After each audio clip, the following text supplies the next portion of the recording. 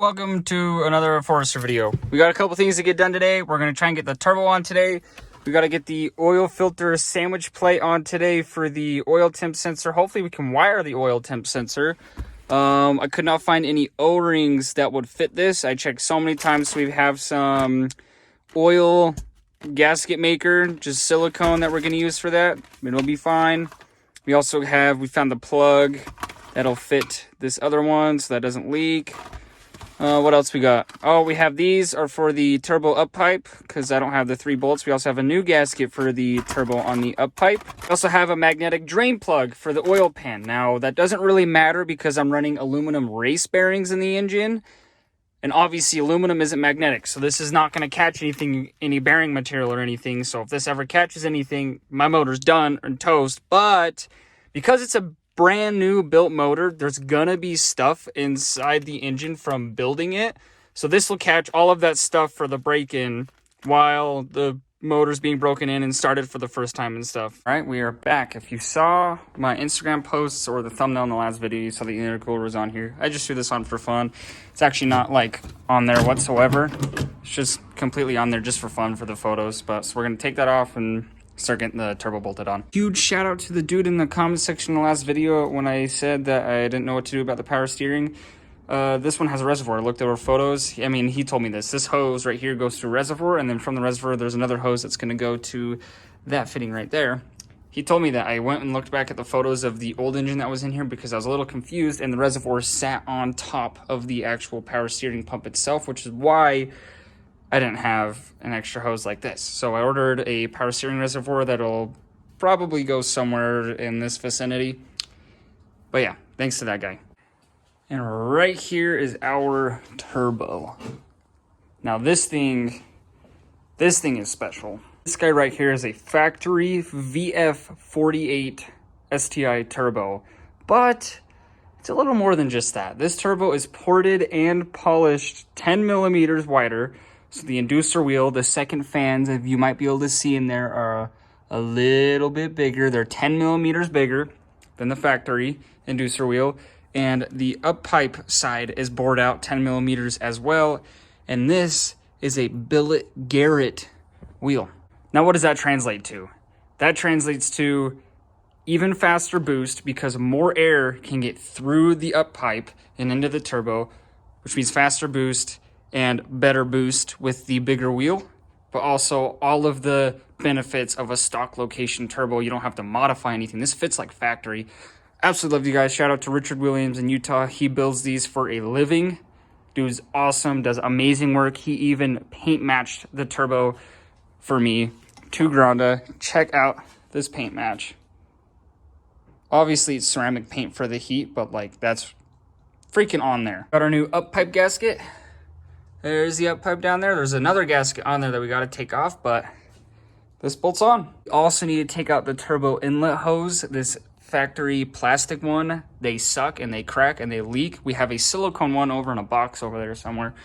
We got to take this one out and replace with that silicone one because we're doing the turbo stuff anyways.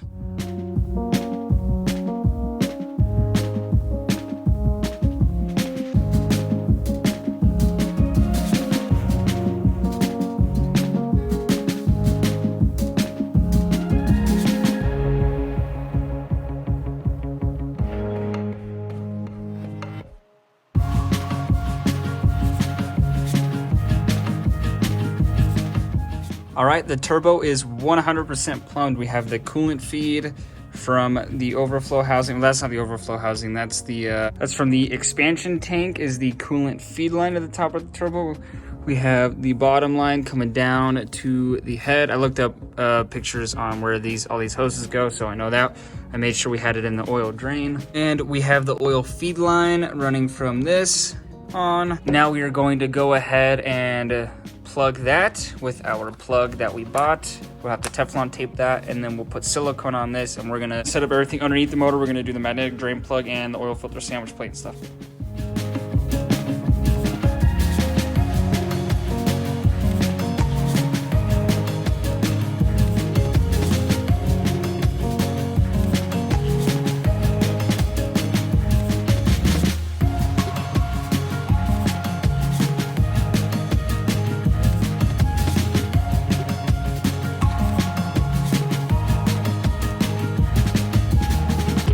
that the sandwich plate is just barely on there. Because we're doing silicone, you gotta have it barely, like, not tightened down all the way. You just have it snug up there, so that way the silicone can squeeze out, and then you gotta wait like 10 to 20 minutes, and then you tighten it all the way down, because you wanna wait for it to get a little bit hard, and then you tighten it all the way down so it acts like an actual seal. All right, the final touch is a new, come on, oil filter. Oh, there it goes.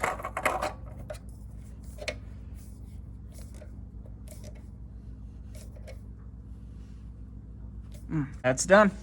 Welcome to day 2 of this video, which is like 4 days later because I didn't film enough to make a video. We are at O'Reilly's because we have a literal shopping list of things to grab before we go keep working on the Forester. So let's go get as much stuff as we can and get as much stuff as we can get done today. Today we actually should be able to get pretty close to starting the car. I don't think we'll be able to start the car in this video, but we're getting real close. Well, we picked up a lot of stuff. So luckily they had almost everything we needed. We got to run to one other parts store because they didn't have a rubber plug that I need for the inlet hose. And so we're going to go grab that and then start working on the Forester. Oh, I love Ace Hardware. They have everything. We took out the metal thing that was in this and then just put a rubber plug in there. So that should seal it fine. That's for the bypass valve. We're having a blowout valve, not a bypass valve. So we just need that plugged off. We'll throw a hose clamp on that. Should be good to go. We have the new harmonic balancer. We have an OEM one. I've been told that the lightweight pulleys are actually really bad to use, especially on a built engine. And everyone says, do not use a lightweight pulley. Go with an OEM one. This is just what came on that first blown motor that I bought. So we have an OEM one to switch this out. We have a clamp for the turbo drain hose. You're not gonna be able to see that. The OEM clamp just did not seem tight enough for comfort, so I'm going to throw an actual hose clamp on there to make sure that's not going to leak any oil. Also got vacuum line to run the boost control solenoid. This is just the OEM boost control solenoid. We'll have to mount it somewhere over on this side, and then one of the hoses goes to right here on the wastegate, and then the other hose goes to somewhere on the turbo inlet. I'm gonna have to look up how to route those because it's been way too long since I've done one of these. And right now that is just everything that we have today, so we're gonna get to it.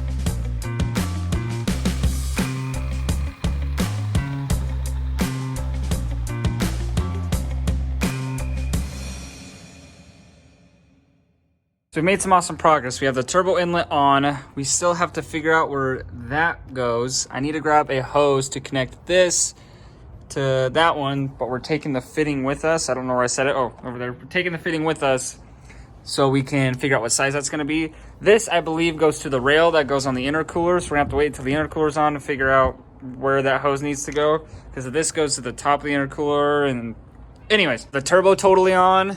Turbo is completely all the way on. We have the downpipe on, which, by the way, it fits perfectly. Next goal is to finish the exhaust. One O2 sensor on the headers already, and that's already plugged in right here. And once all of that's done and all of this is buttoned up with all the plugs and the exhaust is all buttoned up, we're gonna set the car on the ground so we can take this off, because we can't take this off till the car's on the ground because the wheels spin. We've got the car on the ground and in gear. The new clutch, so this should just pull on tight. I need 2 hands for that. So this one is a no-no. These lightweight flywheels, I guess, cause issues. You need to have one that's harmonically balanced instead of these lightweight ones, especially for an engine that's built like this. So we're not using that one. Over here we have the brand new OEM one. Should work beautifully. Having a party over there. I know, right? You can freaking hear them all. Oh, yeah. TDC.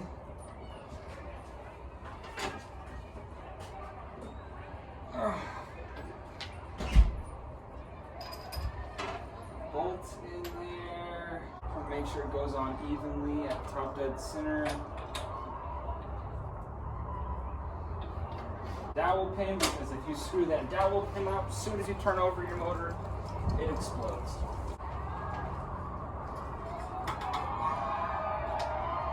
you guys hear that party going on over there? Someone's throwing some sort of party. Sounds like a lot more fun than what I'm doing. All right, we're gonna look up the torque specs on that, and then we're gonna torque it. All right, so STIs are supposed to be torqued to 132.7 foot-pounds on the crank pulley bolt. Like the last video, this can only choose 132 or 133, so we went with 133, or you just round it up at the 0.3 of a pound. That's all torqued on. That's done. That means we can put the radiator in. We can start putting belts on and stuff. Little by little, we're getting close. Radiator is in. We're waiting to put this top hose on until we run this stuff for the power steering that goes right under there. So we're gonna wait, put this top hose on. Bottom hose is all done and on down there. Now we're gonna start working on some stuff underneath where the intercooler goes, like the heater core hoses. One goes there, one goes there. We already threw a bolt in this, so that's good. We rerouted this, so that's done. Gotta go through and make sure all the transmission bolts are torqued and just keep going at it. It's just little by little by little, we're getting close.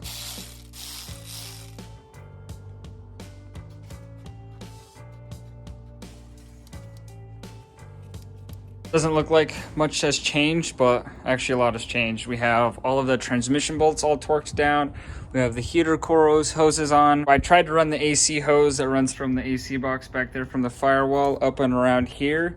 And it turns out that I literally cannot do AC in this car. Like, it's gonna be pretty much impossible unless I pull the dash out and put a different AC box in it, put an STI AC box in it, or I get some crazy custom made lines, because that hole right there, that big one, that's the big one, and it goes to that right there, which is small. So I'd have to get a huge hose, hard line, taper down to a small hard line for AC.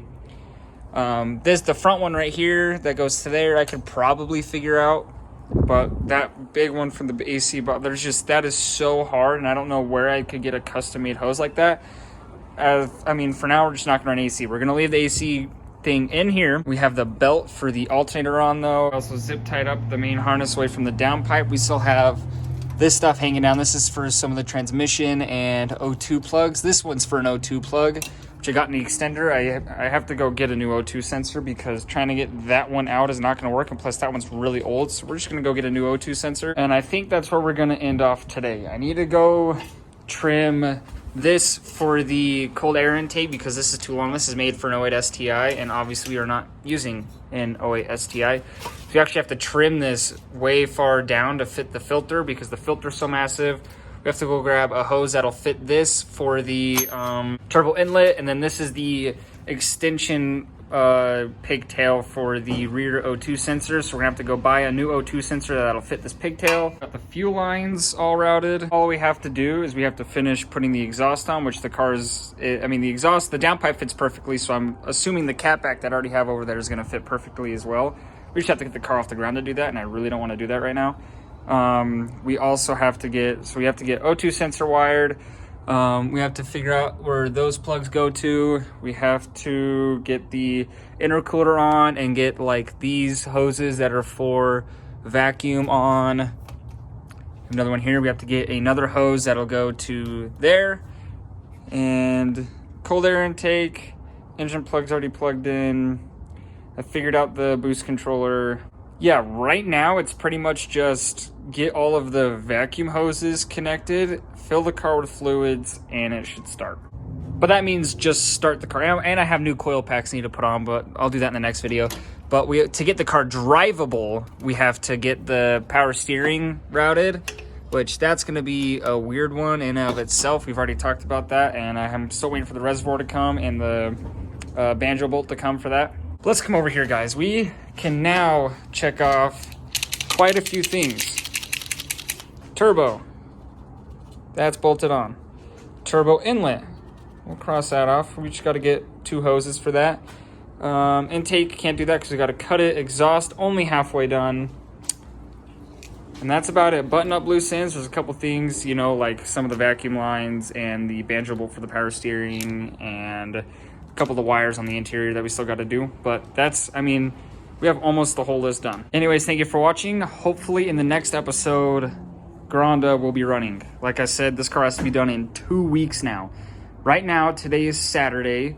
And this has to be done not next Saturday, but the following Saturday on April 2nd for Gearhead Society. And we still haven't even painted the whole body kit. We have to go paint the whole body kit still. And I need to repaint the front bumper. And we need to cut a hole in the hood for the hood scoop. But getting this car running very, very soon. Thank you guys for watching. Peace out. Have a good day.